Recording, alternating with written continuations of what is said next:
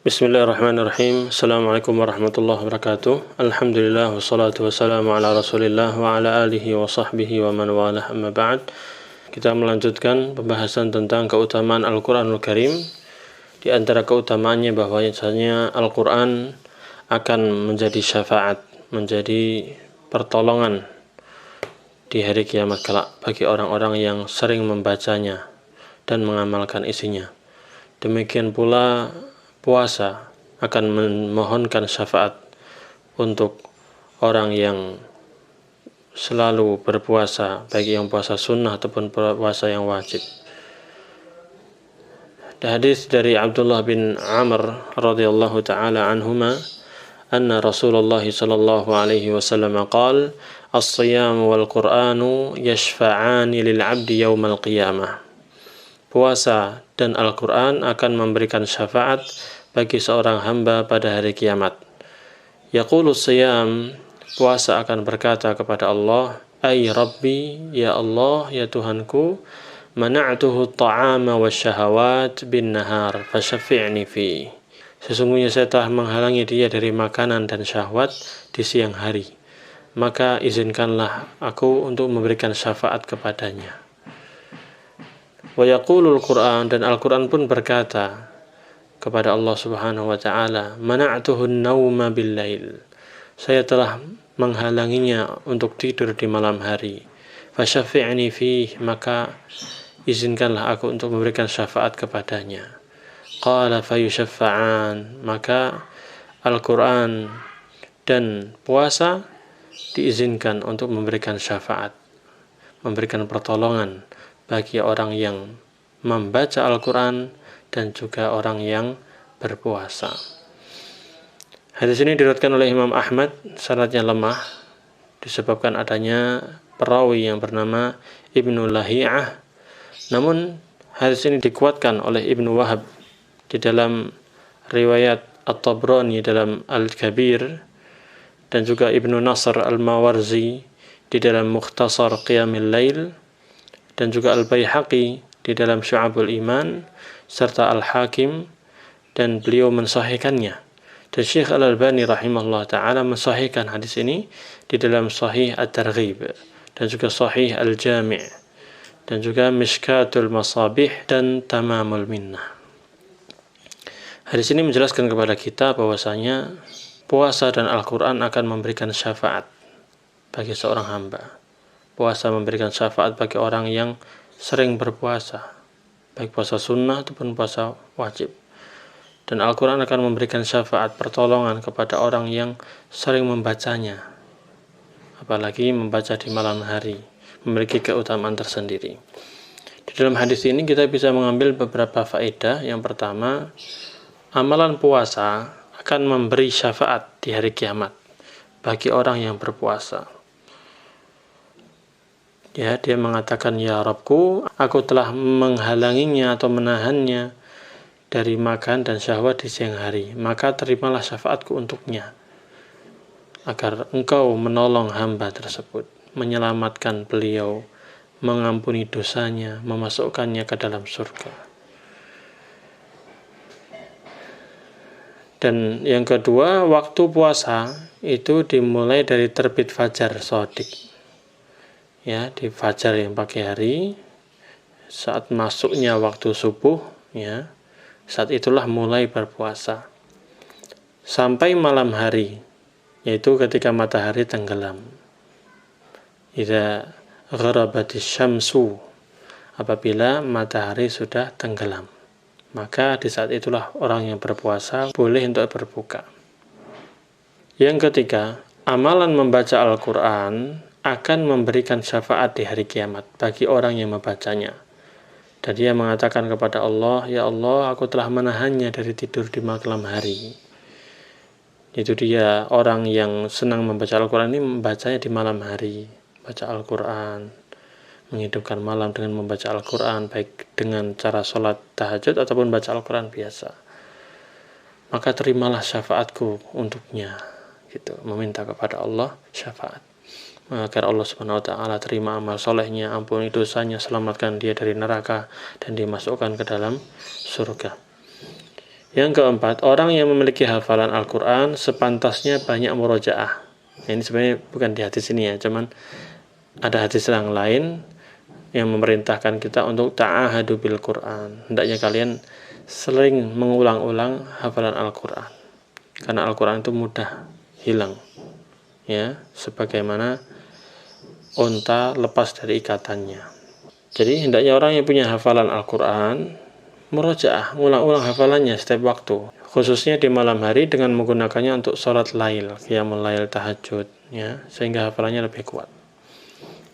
Ya, waktunya malam hari sepi, sunyi, tenang, ya, di saat apalagi dipakai untuk sholat lebih fokus, tidak sibuk dengan yang lainnya, sehingga kita dipakai untuk murojaah hafalan, mengulang hafalan akan lebih kuat.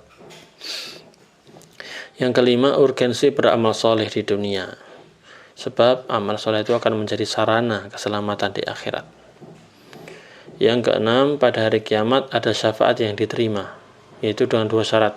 Ya, yang pertama, yang memohonkan syafaat itu diberi izin oleh Allah Subhanahu Wa Taala. Ya, kalau di sini kan Al-Quran sama puasa meminta syafaat kepada Allah untuk orang yang membaca Al-Quran dan orang yang berpuasa. Lalu Allah izinkan mereka untuk memberikan syafaat. Jadi pertama, orang yang memohonkan syafaat itu diberi izin oleh Allah Subhanahu Wa Taala. Yang kedua, yang dimohonkan syafaat itu adalah orang yang diridhai oleh Allah, yaitu orang yang beriman, yang bertauhid kepada Allah Subhanahu Wa Taala. Dan dalilnya ini banyak sekali ya di dalam ayat-ayat Al-Quranul Karim. Allah Subhanahu Wa Taala berfirman di antaranya di surat Al-Anbiya ayat 28, wala yashfa'una illa liman irtada, dan mereka tidak bisa memberikan syafaat kecuali hanya kepada orang yang diridhoi oleh Allah. Jadi syaratnya orang yang diberi syafaat itu orang yang diridhoi oleh Allah, yaitu orang beriman, orang mukmin yang bertauhid kepada Allah Subhanahu Wa Taala, yang tidak berbuat kesyirikan kepada Allah Subhanahu Wa Taala. Kemudian orang yang memohonkan syafaat itu harus mendapatkan izin dari Allah. Allah berfirman, man dzalladzi yashfa'u 'indahu illa bi'iznihi. Tidak ada yang dapat memberi syafaat di sisi Allah kecuali dengan izin Allah. Itu harus mendapatkan izin dari Allah Subhanahu Wa Taala. Dan di ayat yang lain banyak masihan, di antaranya juga surat An-Najm ayat 26, wa kam min malakin fis samawati la tughni syafa'atuhum syai'an illa min ba'di an ya'dzana Allahu liman yasha'u wa yarda. Dan betapa banyak malaikat di langit itu, syafaat mereka tidak berguna, enggak bermanfaat kecuali sesudah Allah mengizinkan bagi orang yang dikehendaki dan Allah ridhai. Para malaikat adalah makhluk yang mulia. Nah, syafaat mereka ini tidak berguna kecuali sesudah Allah mengizinkan kepada mereka untuk memberikan syafaat, dan diperuntukkan untuk orang-orang yang dikehendaki oleh Allah dari hamba-hambanya dan diridhoi oleh Allah Subhanahu Wa Taala. Dan Allah Subhanahu Wa Taala hanya ridho kepada orang-orang yang beriman. Allah tidak ridho kepada orang-orang kafir, sehingga syafaat ini tidak diberikan kepada orang-orang yang kafir. Yang ketujuh, pada hari kiamat ada syafaat yang ditolak. Ya, ini dalilnya tidak di hadis ini tapi di ayat yang lain. Di antaranya adalah sebabnya adalah karena syafaatnya tidak terpenuhi, yaitu Allah Subhanahu Wa Taala tidak mengizinkan orang ini untuk memberikan syafaat, dan orang yang diberi syafaat pun tidak berhak untuk mendapatkannya, ya, karena tidak diridhoi oleh Allah Subhanahu Wa Taala, tidak mendapatkan izin dan tidak mendapatkan keridhaan dari Allah Subhanahu Wa Taala. Ini sebagaimana orang-orang yang mujrimin, orang-orang yang banyak dosa, dari orang-orang kafir atau orang-orang yang banyak berbuat maksiat, mereka ketika masuk neraka, mereka ditanya, ini Al-Mudaththir ayat 41 nanti sampai ayat 48. Allah Subhanahu Wa Taala berfirman tentang orang-orang yang banyak melakukan perbuatan dosa, tentang orang-orang yang banyak berdosa. Anil mujrimin ma salakakum fi saqar. Nah, mereka ditanya, apa yang memasukkan kalian ke dalam neraka Sakor? Apa yang menyebabkan kalian ini dimasukkan ke dalam neraka sakor ini, wahai orang-orang yang berbuat dosa? Qalu, mereka menjawab, lam naku minal musallin. Kami dulu ketika dunia tidak pernah melaksanakan sholat. Gak pernah bersama orang-orang yang melaksanakan sholat. Walam naku nut'imul miskin. Dan dulu kami juga tidak pernah memberikan makan orang miskin. Wa kunna nakhudu ma'al khaidin. Dan kami dulu senang membicarakan hal-hal yang batil, perkara yang sesat bersama orang-orang yang membicarakannya. Wa kunna nukadzibu biyaumiddin. Bahkan kami dahulu ketika di dunia enggak percaya. Kami tidak beriman, bahkan kami mendustakan adanya hari kiamat, hari pembalasan. Hatta ata'anal yaqin. Kita melakukan hal itu sampai datang kematian kepada kami. Maka Allah pun berfirman, "Fama tanfa'uhum syafa'atus syafi'in." Maka tidak berguna lagi bagi mereka syafaat dari orang-orang yang memberikan syafaat. Sehingga syafaat ini sudah tidak diterima. Tidak berguna bagi orang-orang yang melakukan perbuatan dosa seperti ini. Sehingga di hari kiamat ada syafaat yang diterima, ada yang tidak diterima. Tergantung itu dengan syaratnya tadi. Ya apa syaratnya? Yang pertama, yang memohonkan syafaat itu sudah diberikan izin oleh Allah Subhanahu wa taala. Yang kedua, yang akan diberikan syafaat itu adalah orang yang diridhai oleh Allah, yaitu orang-orang yang beriman dan beramal saleh. Yang kedelapan, pada hari kiamat Allah Subhanahu wa taala akan mewujudkan bentuk pahala amal saleh dan menjadikannya bisa berbicara. Dan Allah itu ala kulli syai'in qadir. Allah Maha mampu, Maha kuasa atas segala sesuatu. Tidak boleh kita mentakwilnya dengan kiasan ataupun gambaran. Ya, sebagai dalam hadis ini. Dalam hadis ini dijelaskan bahwa Al-Quran dan puasa itu akan datang di hari kiamat. Allah jadikan wujudnya seperti apa kita nggak tahu. Yang jelas dia akan bisa berbicara pada hari kiamat. Sebagaimana tubuh kita juga nanti di hari kiamat akan menjadi saksi dan bisa berbicara. Kulit kita ini akan bisa berbicara. Tangan kita, kaki kita akan menjadi saksi nanti di hari kiamat. Allah Subhanahu wa taala berfirman dalam surat An-Nur ya. Yauma tashhadu 'alaihim alsinatuhum wa aydihim wa arjuluhum bima kanu ya'malun. Pada hari kiamat itu kelak ya, lidah, tangan dan kaki mereka akan menjadi saksi atas mereka terhadap apa yang dahulu mereka kerjakan. Nah, pada saat itulah mereka akan menjadi saksi, bisa berbicara. Tangannya bisa berbicara, kakinya bisa berbicara, menjadi saksi. Saya fulan dulu menjadikan saya ini sebagai ini, tangannya dipakai untuk ini itu, kakinya dilangkahkan untuk ke sana kemari, akan menjadi saksi. Perhatikan firman Allah Subhanahu wa taala dalam surat Yasin ayat 65. Al-yawma nakhtimu ala afwahihim. Pada hari ini, pada hari kiamat itu, kami akan tutup mulut mereka. Wa tukallimuna aydihim wa tashhadu arjuluhum bima kanu yaksibun. Dan tangan mereka akan berbicara kepada kami, menjelaskan bahwasanya tangan ini dipakai untuk ini itu dan lain sebagainya. Wa tashhadu arjuluhum bima kanu yaksibun. Dan kaki pun akan bersaksi terhadap apa yang dahulu mereka usahakan. Allahu Akbar. Jadi Allah Subhanahu wa taala mampu untuk merubah sesuatu yang dulu di dunia ini enggak berbicara, besok akan bicara. Syekh Al-Albani rahimahullah taala berkata tentang tidak bolehnya kita mentakwil, merubah makna-makna yang ada dalam ayat dan hadis ini dengan makna yang lain. Beliau mengatakan mentakwil atau merubah makna nas-nas dalil-dalil seperti ini bukan termasuk jalannya salaf, para sahabat ridwanullahi alaihim ajma'in. Namun itu adalah jalannya Mu'tazilah dan Khalaf yang mengikuti jejak mereka. Dan ini bertentangan dengan syarat iman. Yang pertama yaitu iman kepada hal-hal yang gaib, perkara-perkara yang gaib. Maka waspadalah. Engkau jangan mengikuti jalan mereka sehingga engkau akan sesat dan celaka. kita berlindung kepada Allah Subhanahu wa taala. Demikian perkataan dari Syekh Albani rahimahullah taala dalam Sahih At-Targhib. Ya, intinya kita harus mengimani tentang hadis-hadis seperti ini. Jangan mengatakan, loh kok bisa Al-Quran kok bicara, puasa kok bicara, puasa kan amalan, kok bisa bicara? Maka jawabannya kita imani. Nabi SAW bersabda seperti itu, kita imani. Nanti di hari kiamat Al-Quran akan bicara, puasa akan bicara, tangan akan bicara, kaki akan menjadi saksi, kulit akan bisa bicara. Dalam ayat-ayat lain banyak sekali tadi sudah kita sebutkan. Jangan kita mengingkari hal tersebut. Kalau kita mengingkari hal tersebut berarti kita mengingkari hadis Nabi SAW yang sahih, mengingkari ayat Al-Quran yang jelas. Ini kekufuran, bahaya.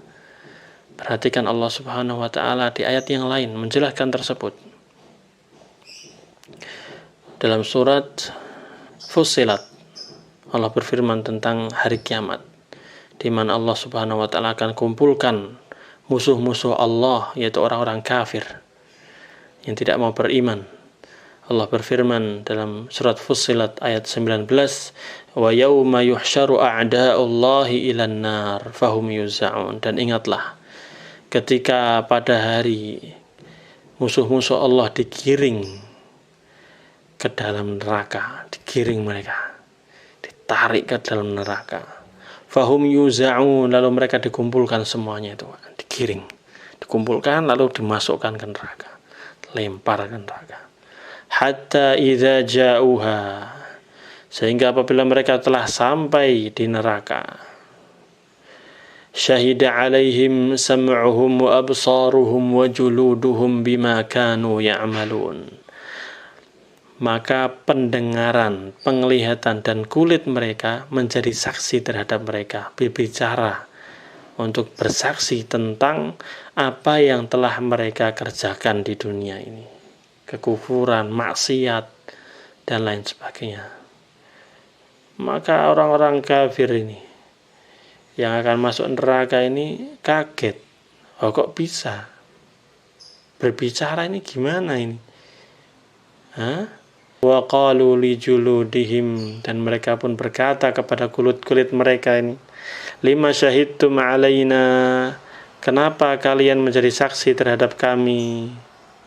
Qalu antaqana Allah alladhi antaqa kulla syai' wa huwa khalaqakum awwala marrah wa ilaihi turja'un. Maka kulitnya menjawab, bisa berbicara, antaqana Allah, Allah lah yang telah membuat kami ini bisa berbicara, sebagaimana Allah Subhanahu wa ta'ala lah yang telah menjadikan segala sesuatu bisa bicara.